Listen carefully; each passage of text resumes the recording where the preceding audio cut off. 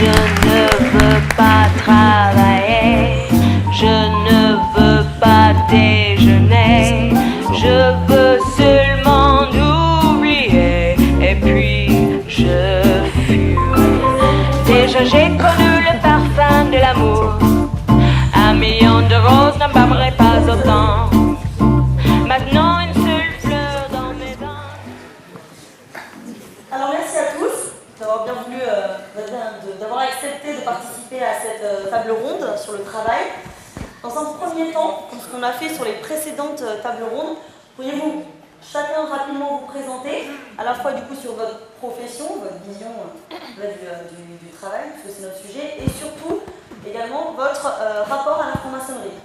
Comme ce qu'on vous disait à chaque fois, sur chaque table ronde, 2 francs-maçons, 2 non-francs-maçons, voilà, pour être transparent complètement avec le public. Pascal. Pascal. D'accord. Bonjour.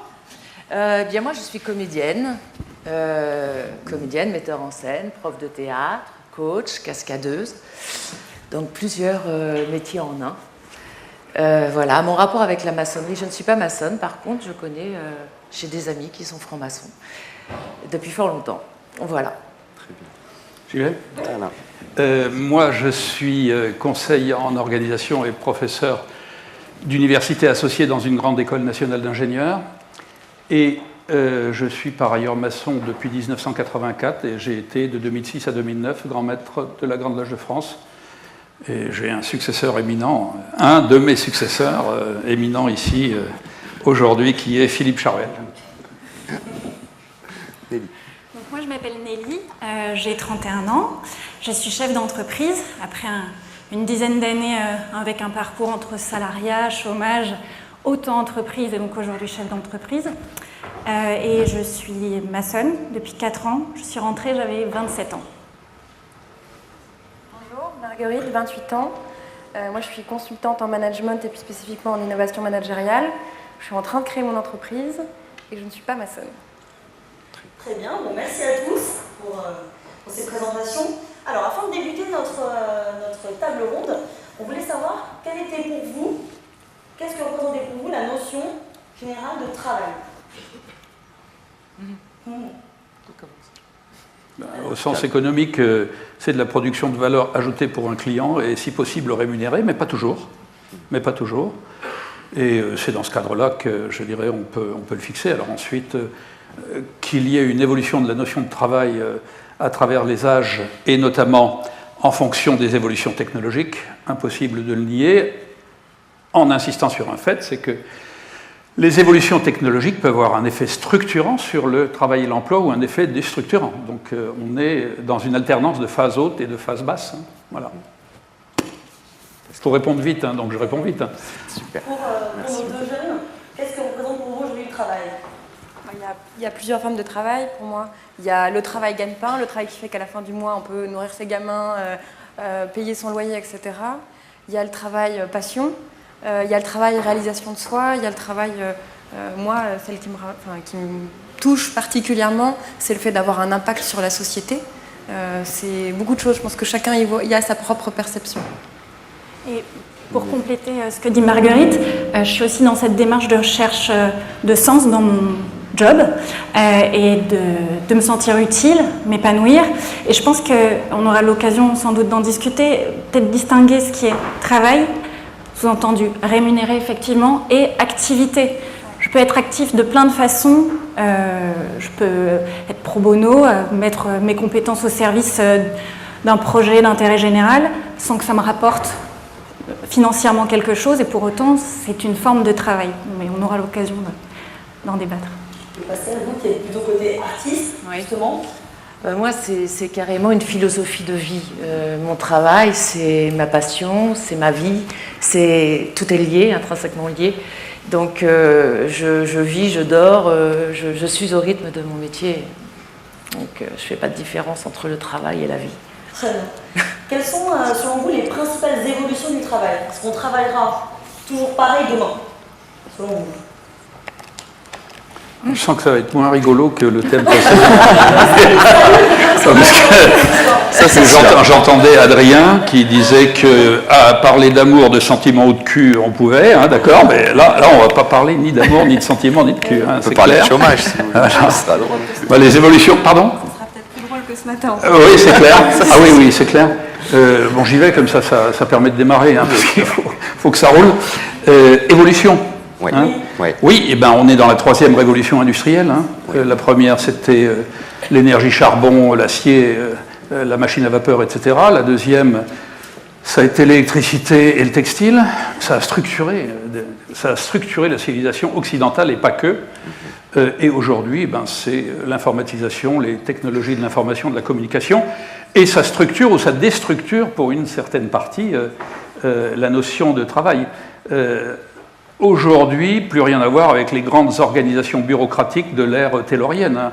Organisation scientifique du travail, Taylor, fin du 19e, début 20e, c'est des hiérarchies à 4, 5 ou 6 étages, et le type d'en bas et le type d'en haut ne se rencontrent jamais, à la limite. Hein, je grossis un peu le trait. Aujourd'hui, avec ces technologies d'information et de la communication, vous avez, et la chose a été évoquée à plusieurs reprises, de plus en plus de start-up.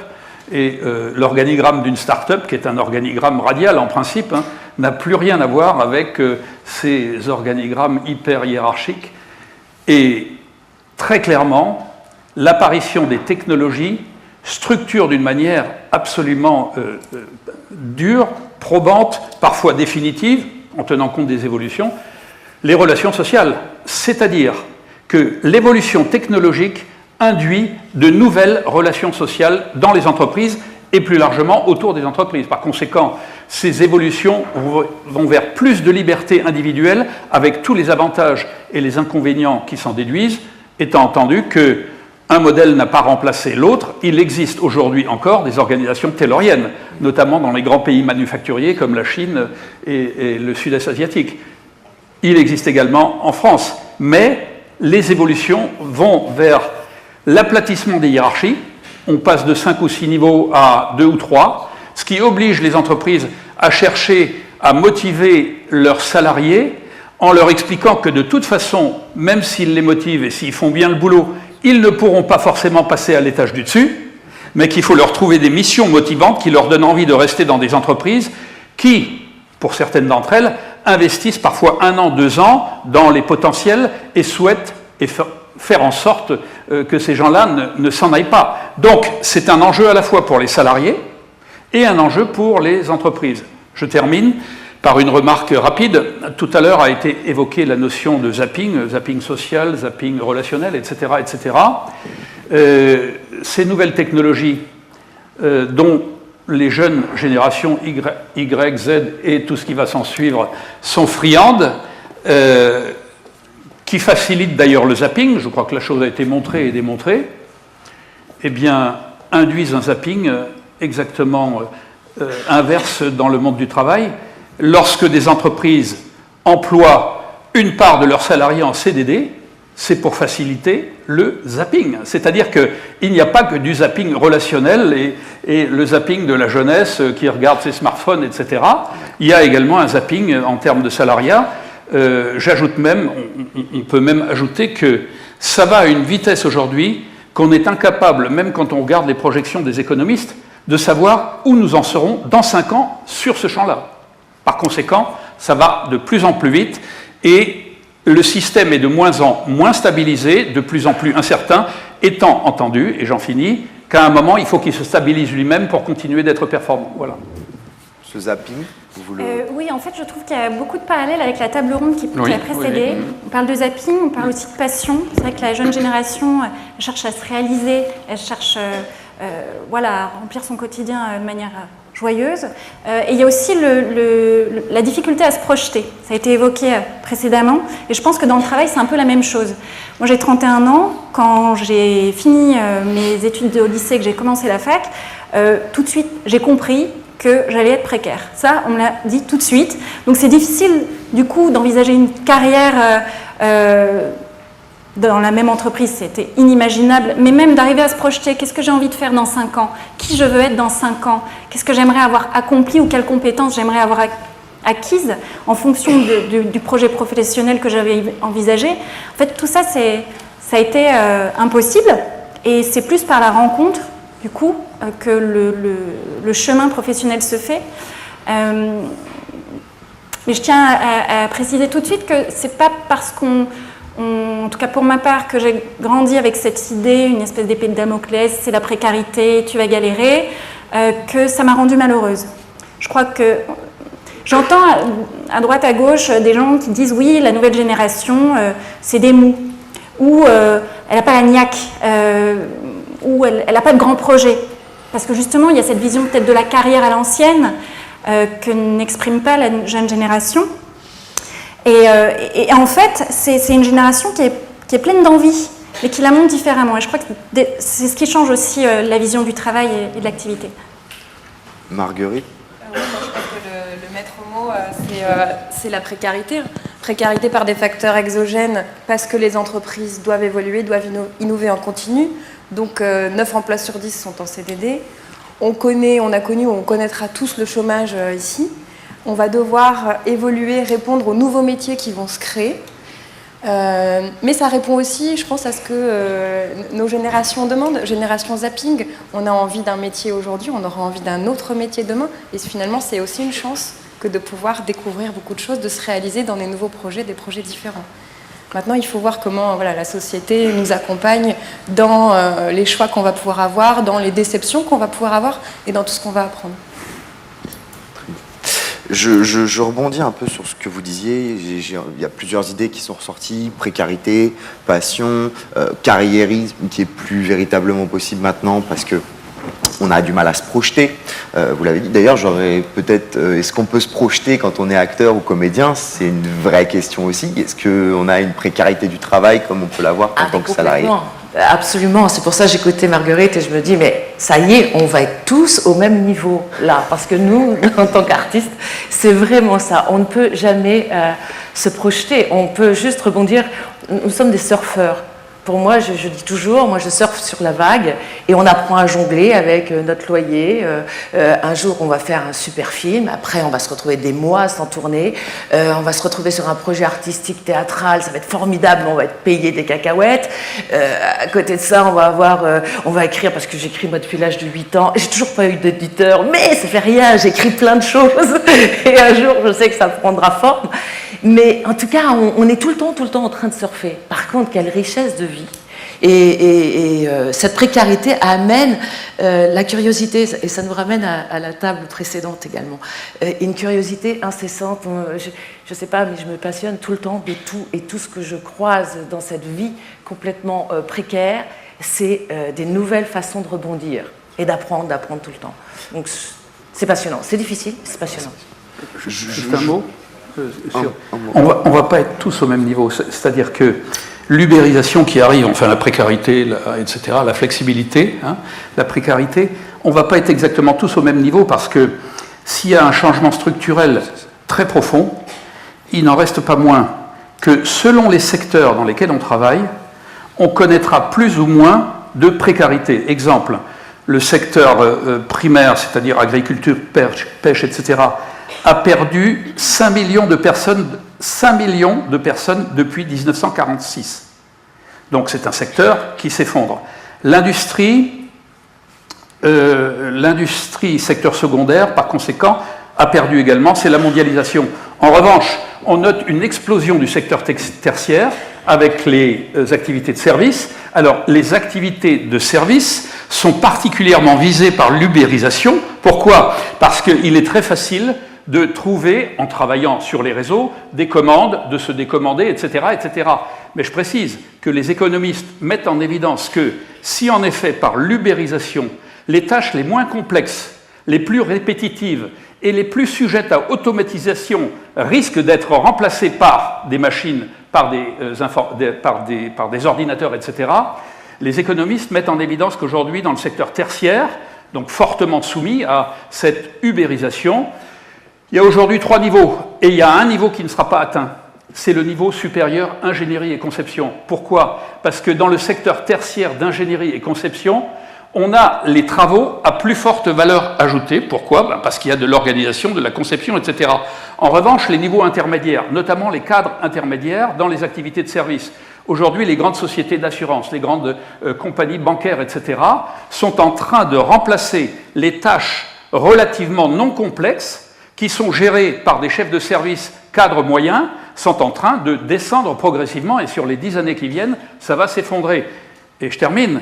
Le niveau numéro 1, qui est celui qui fabrique le moins de valeur ajoutée, celui-là, dans le secteur tertiaire, il va vers l'ubérisation, c'est quasi certain. Voilà. Donc on n'est pas tous, on ne sera pas tous au même niveau, mais c'est certain que la tendance dans certains métiers, et notamment le tertiaire, va vers ça. Il est vrai que vous disiez là. Effectivement, je parlais de la précarité. Ah oui, d'accord. Oui. C'est de ça que je parle. Qu'on allait être tous égaux dans la précarité. Mais il restera des secteurs quand même, il restera quand même des secteurs salariés. Je rebondirai là-dessus en disant qu'effectivement, il y a peut-être une activité qui se prémunit de l'automatisation et de la robotisation, c'est quand même le métier artistique. Je pense que Pascal est peut-être moins concerné par le... Par contre, il est vrai que je me posais, on se pose tous la question de savoir... Je vous ai entendu dire peut-être que maintenant on peut avoir plusieurs carrières professionnelles, on a envie d'un métier aujourd'hui, cette envie, ce désir peut changer et être différent demain. Et d'ailleurs vous en êtes un exemple toutes les deux puisque vous montez, je crois, votre société actuellement et que vous allez devenir chef d'entreprise en passant d'un statut de salarié à maintenant entrepreneur. Du coup, est-ce que ça fait partie de ces aspirations de la jeune génération dans le travail, de plus être forcément de monter son entreprise, de créer sa propre idée, d'être son propre patron? Qu'est-ce que, comme Pascal peut être sa propre patronne, puisqu'en tant que comédien, au final, on est complètement... C'est vrai qu'on entend peu des gens dire j'ai envie de faire carrière dans une grande entreprise. Ça, on l'entend très peu aujourd'hui. La génération Y dont on fait partie, on a envie de liberté, on a envie de pouvoir. Et c'est vrai que dans des grosses structures, malgré le fait que l'organigramme s'aplatisse un peu, on en a beaucoup moins. On a envie de collaboration, on a envie d'échange, de partage, et que ce ne soit pas forcément le niveau hiérarchique qui donne le pouvoir, qu'on soit tous à même niveau d'égalité. Et du coup, effectivement, l'entrepreneuriat, on est livré à soi-même, là on a tout le pouvoir, hein, on a toutes les responsabilités, on peut tout gagner, on peut tout perdre. Donc je pense que c'est aussi pour ça qu'aujourd'hui il y a autant de start-upers. Je crois qu'il y a 500 000 créations d'entreprises par an, c'est en très très forte croissance par rapport aux dernières années. Et je pense que c'est pour ça que la jeune génération a envie de créer des choses, de créer de la valeur. Elle n'a pas forcément envie de faire carrière.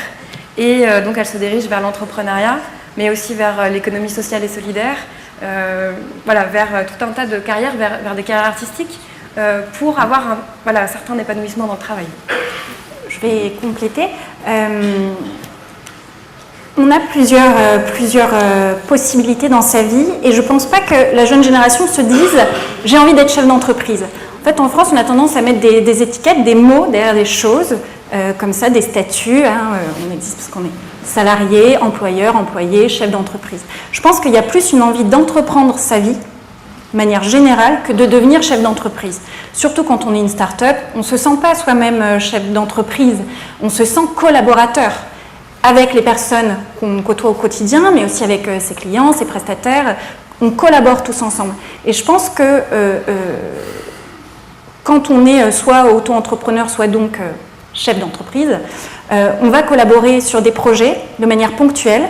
On donne du sens à ce moment-là, à un instant T, à son projet professionnel, qui n'empêche pas, en fait, c'est pas linéaire et rien n'est décidé pour toujours. C'est-à-dire qu'on peut s'octroyer le droit, ce luxe, contrairement à nos parents. Moi, j'ai des parents qui ont 70 ans et qui n'ont pas choisi leur travail. Et ils m'ont permis de choisir le mien, ou en tout cas de pouvoir le choisir plusieurs fois. Mais j'ai été libre en tout cas d'entreprendre ma vie. Et à un moment, on peut se dire, ok, maintenant je suis un peu fatiguée aussi d'être entrepreneur parce que c'est usant, il y a des responsabilités, puis il y a des fois où on aimerait bien être sûr de pouvoir boucler les fins de mois. Et donc là, on va prendre un job alimentaire pendant un instant T, et puis après on va revenir à collaborer à un autre projet. Et voilà, c'est une vie qui s'entreprend et qui n'est pas linéaire. Et on revient, pas de projection. Marguerite, on n'est pas tous à même niveau et sur vos deux remarques C'est-à-dire que la jeune génération non diplômée, ça va être plus difficile pour elle parce qu'elle ne va pas créer son entreprise aussi facilement. Elle va avoir ses aspirations, elle va être plus difficile à trouver. Bon, il y a des structures qui accompagnent à l'entrepreneuriat pour ces gens qui sont un peu plus éloignés du tissu économique.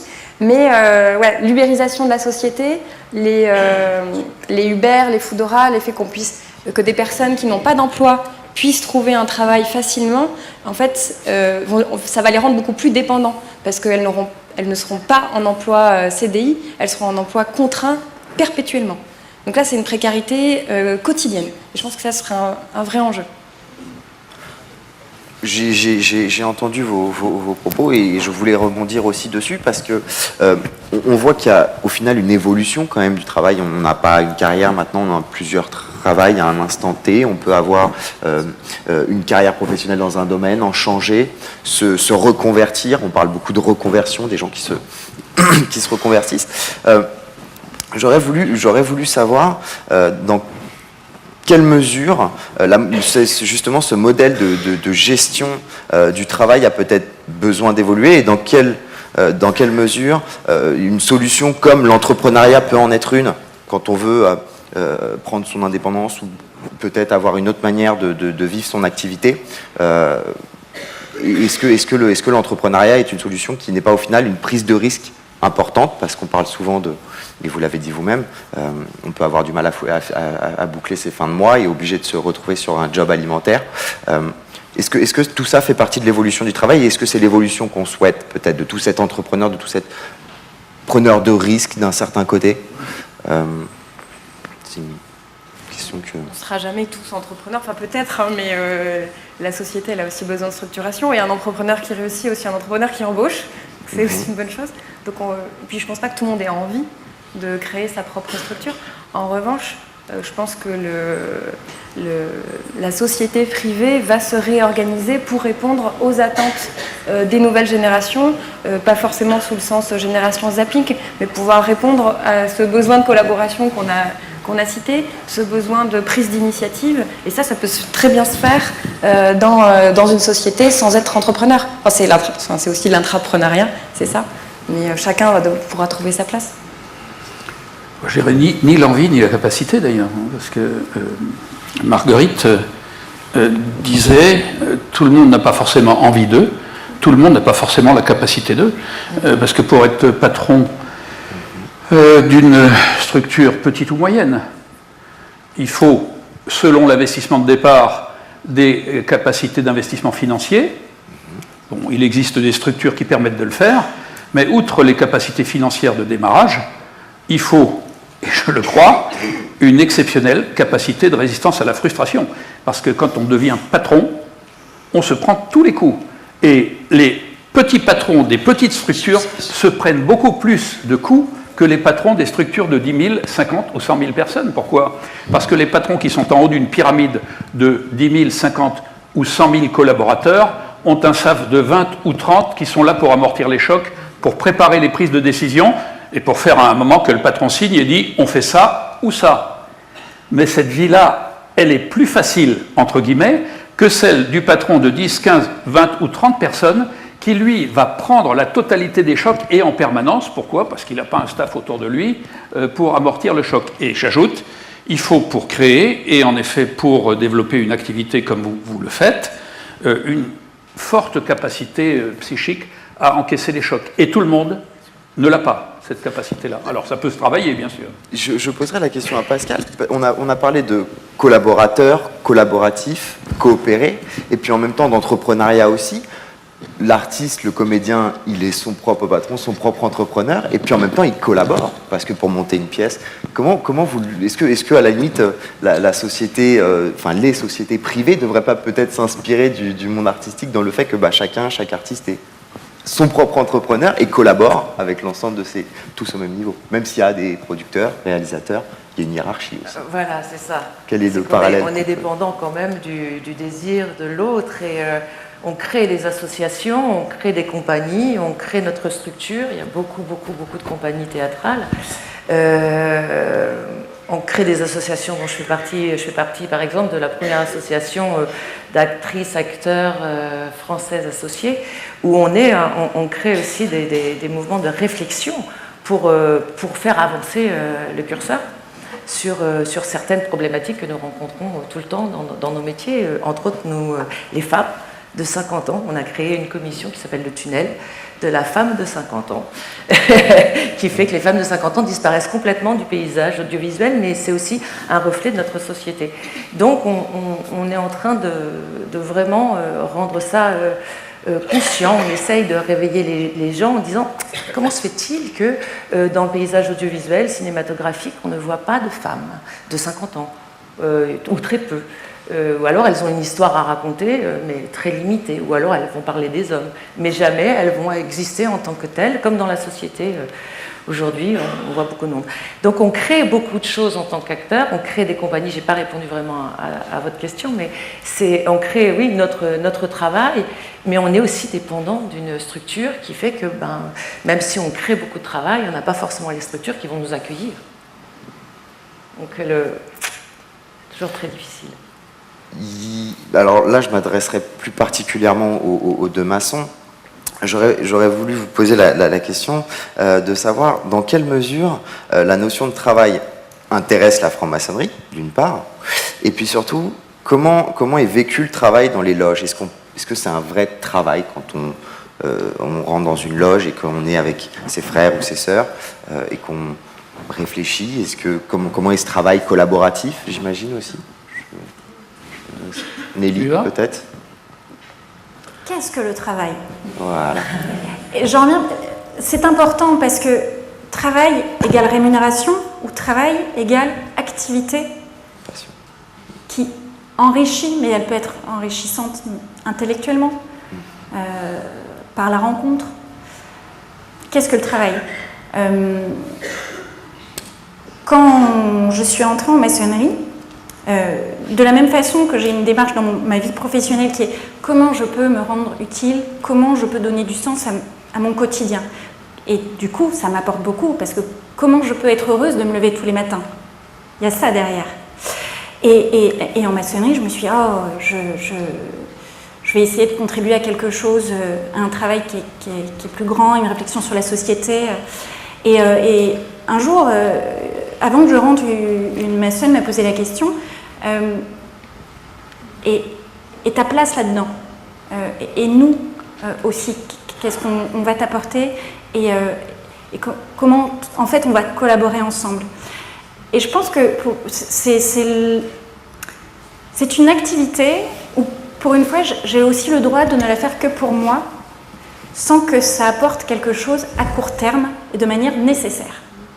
C'est-à-dire qu'on est tous obligés de travailler, peu importe nos statuts, peu importe nos situations, on doit travailler, on fait partie de la société, on apporte notre contribution au collectif. On a besoin de ça pour vivre, aussi.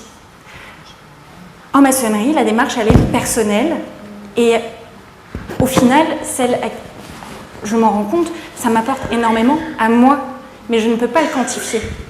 Ce n'est pas une rentabilité palpable.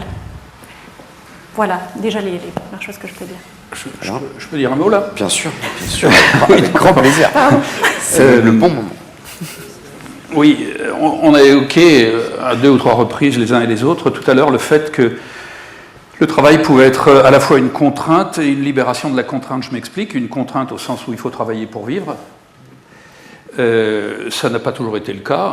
Dans la Grèce antique, le travail était dévolu aux esclaves, aux artisans, etc., et non pas aux aristocrates. Et sous l'Ancien Régime, le travail était dévolu à ceux qui travaillaient pour eux dans les champs ou dans les ateliers. Donc, je veux dire, le monde moderne, celui qui apparaît après la Renaissance, c'est un monde dans lequel tout le monde se met au travail, y compris les aristocrates qui se sont mis au boulot à partir de 1789, parfois à leur corps défendant. Qu'est-ce qui nous intéresse, nous, maçons, dans la notion de travail? Le travail, c'est pour nous à la fois une valeur et la possession d'une technique et d'un métier. Autrement dit, c'est à la fois, en effet, un moyen de gagner sa vie, on l'a dit, mais c'est également une valeur. Alors, c'est la possession d'une technique ou d'un métier Et je renvoie à l'expression que nous utilisons parfois pour rester fidèles à une tradition. Nous disons la maçonnerie est une démarche d'art royal. Évidemment, ça fait par référence au fait que nous sommes tous royalistes et que nous souhaitons réinstaurer la monarchie en France. Art royal, c'est une formule qui avait été utilisée au début de la maçonnerie et on continue de l'utiliser. Mais dans le mot art, il y a quoi? Le mot art, dans cette locution, renvoie à un terme du français médiéval. Le mot art dans le français médiéval signifie à la fois métier technique associé à la notion d'architecture. Alors ça nous va bien, puisque nous voulons être dans l'esprit de la construction. Mais dans l'idée de art, il y a également artisan et artiste. Artisan, artiste. Artisan, celui qui sait tailler la pierre et les assembler entre elles pour monter un édifice. Et artiste, celui qui a le souci de la beauté, de la conception et de l'équilibre architectural de l'ensemble. Question, que seraient devenues les cathédrales si elles avaient été confiées uniquement à des artisans? Que seraient-elles devenues si elles avaient été confiées uniquement à des artistes? Il suffit de voir l'histoire de la cathédrale de Beauvais qui s'est effondrée par 2 fois en 1283 et en 1583 ou 1295 à peu près, mais à 3 siècles d'intervalle. Mais ça, c'est en effet la possession d'un métier et d'une technique, mais nous revendiquons le travail comme une valeur de réalisation de soi. Et lorsqu'on se réalise soi-même, on réalise également, par le biais, je dirais, de la relation intersubjective, on réalise également un monde autour de soi, tout comme d'ailleurs on entre dans la réalisation des autres.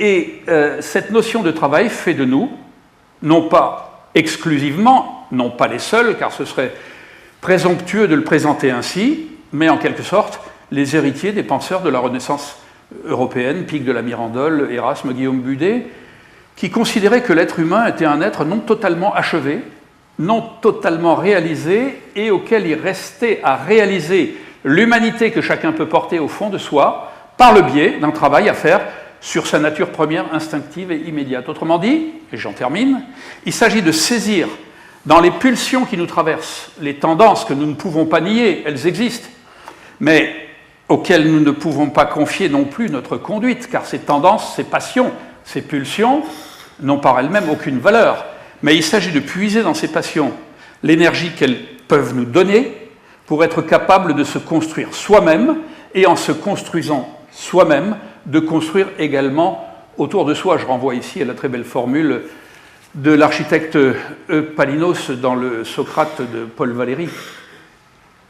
Et en construisant, il s'est construit lui-même. Il y a une relation dialectique entre l'idée de construction à l'extérieur et l'idée de construction personnelle.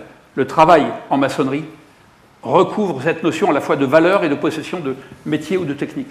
Alors, Alain, je suis désolée, je vais mettre un peu les pieds dans le plat maintenant, je pense qu'on est là aussi pour ça. On parle de travail sur soi, d'accomplissement, très bien. On n'a pas parlé de réseau encore sur cette table ronde du travailler encore demain. Pourtant, beaucoup de réseaux se développent aujourd'hui, et ne dit-on pas qu'on rentre en franc-maçonnerie aussi, peut-être même surtout, pour le réseau? Ah, vous voulez dire le réseau d'affaires, réseau professionnel, etc. Exactement. D'accord. Écoutez, c'est très simple. Si on ne rentre en maçonnerie que pour le réseau, je vous le dis tout de suite, c'est pas le bon chemin. Il vaut mieux le réseau des anciens des grandes écoles, ou le réseau des écoles, je dirais, professionnelles, grandes écoles, d'ingénieurs ou commerciales ou autres. Et pour quelle raison? Est-ce que ce réseau-là, entre guillemets maçonnique, est moins opérant qu'un réseau dit professionnel?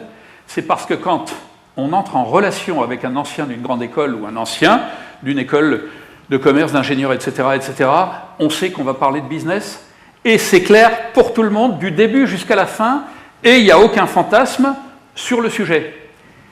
En maçonnerie, c'est beaucoup plus compliqué. Je prends ma loge de Nancy, Charles de Montesquieu.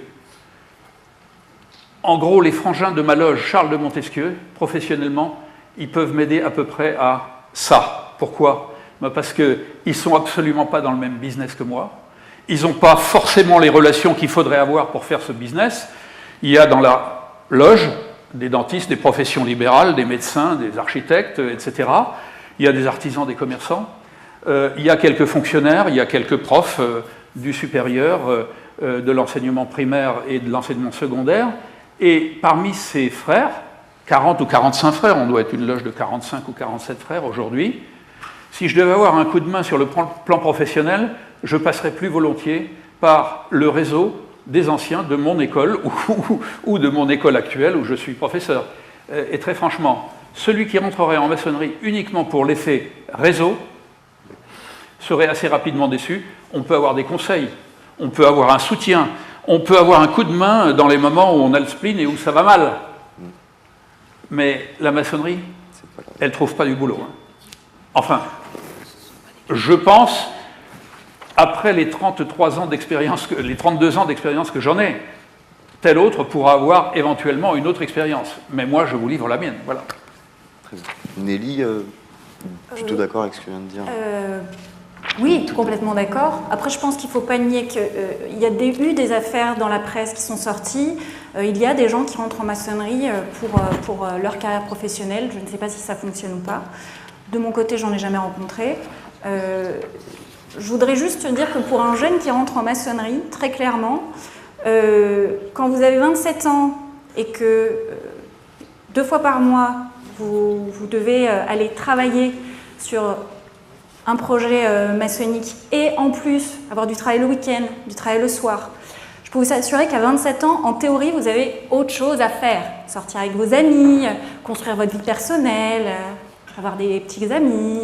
Voilà, donc si c'était que pour faire affaire, ce sacrifice-là, on ne vaudrait pas la peine en fait. Un sacrifice, j'entends, hein. Cette démarche-là et ce temps consacré. C'est peut-être plus un réseau d'amis qu'un réseau d'affaires. Voilà, pour essayer de résumer. Très bien. Du coup, voilà, pour conclure cette table ronde, ensuite nous passerons aux questions-réponses. Voilà, est-ce que vous vouliez ajouter un dernier point sur ce travail et ce qui va nous animer pour demain? On a évoqué à plusieurs reprises à la fois je veux dire, si on fait une analyse rapide SWOT, hein, voilà, opportunité, menace et force faiblesse, on va parler d'opportunité, de menace. On aurait tort de souligner uniquement les menaces que cette déstructuration fait peser sur le travail demain.